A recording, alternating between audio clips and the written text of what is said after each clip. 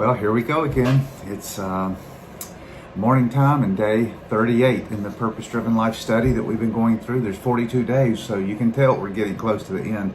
Today we're going to talk about being a world-class Christian and our missionary Sunday. It's interesting. Even Sunday, our missionary spoke about this exact same thing. We had a missionary from the Philippines come and share with us the gospel, and he kept referring to this world Christian.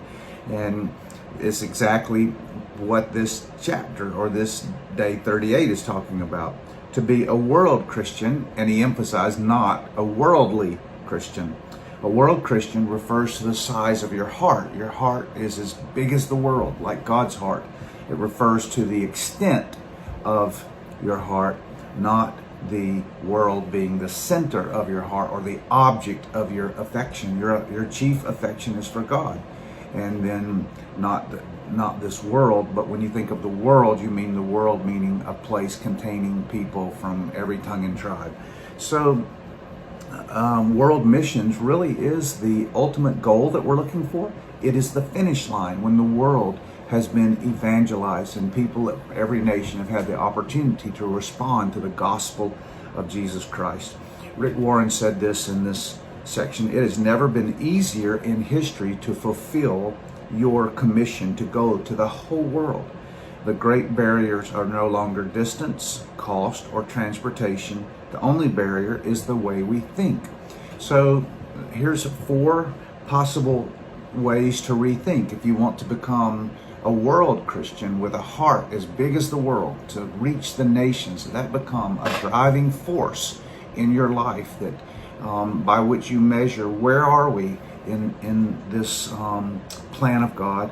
Then number 1, think more about others. Don't always just think about yourself, your goals. Think about other people, and always when you meet people, think about them and said, learn to think and care about the souls of others.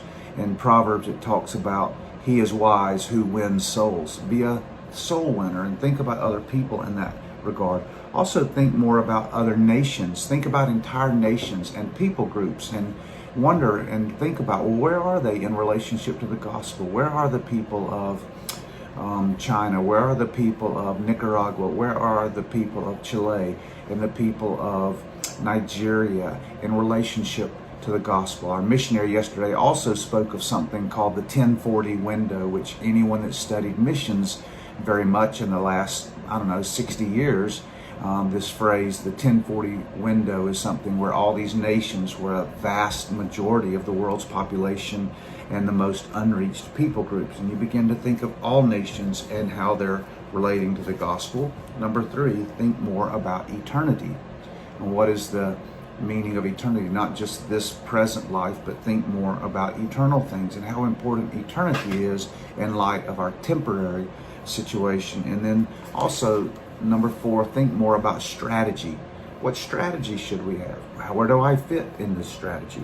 So here's some verses that will help us see this what it means to be a world Christian. In Genesis 12:3, Abraham was told that his purpose would be in relationship to the Messiah. And he said, in you, all the families of the earth shall be blessed. So Abraham realized he was connected to something that was as big as the world. Psalm 66:1, shout for joy to God, all the earth, not just the Jewish people, all the earth. Psalm 67:4, let the nations, plural, let the nations be glad. Matthew 28:19, go make disciples of all nations. Acts 15:12, Paul and Barnabas had been out doing missions. They come back and explain that God was saving Gentiles. God was saving lots of people that were non-Jews, and this was new. He said this, a great silence fell on the assembly, and they listened to Barnabas and Paul as they related what signs and wonders God had done through them among the Gentiles, or reaching the nations. And then Revelation 19:6 is this beautiful picture in heaven of this vast multitude of people from all nations. I heard the voice of a great multitude crying out, hallelujah, for the Lord our God, the Almighty reigns. What a glorious picture to keep in our mind, that what God wanted John to see and to communicate to the church of Christ until Christ returns is this beautiful picture of a multitude of people praising and worshiping and crying, hallelujah, God, I praise you, Jehovah. And especially in relationship to his worth, his worthiness, and to the vast number of people that are going to be in heaven because this great commission was carried out.